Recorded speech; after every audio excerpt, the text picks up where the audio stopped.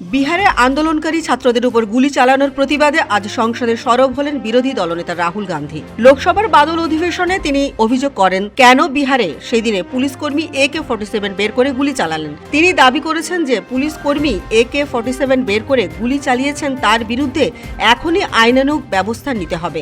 এমনকি কেনই পুলিশ কর্মীর বিরুদ্ধে এখনো কোনো ব্যবস্থা নেওয়া হয়নি তার জবাব চেয়েছেন কংগ্রেস নেতা। রাহুল অভিযোগ করেছেন, যে ঘটনা ঘটেছে তাতে আন্দোলনকারী ছাত্রদের হত্যা করার ষড়যন্ত্র করা হয়েছিল। দিল্লির আন্দোলনের 36 দিন পর প্রধানমন্ত্রী নরেন্দ্র মোদী জনসমক্ষে এলেও রাহুল গান্ধীর অভিযোগ ছাত্রদের উপর কেন পুলিশ লাঠি চালিয়েছিল তার কোনো উত্তর এখনো দেননি প্রধানমন্ত্রী।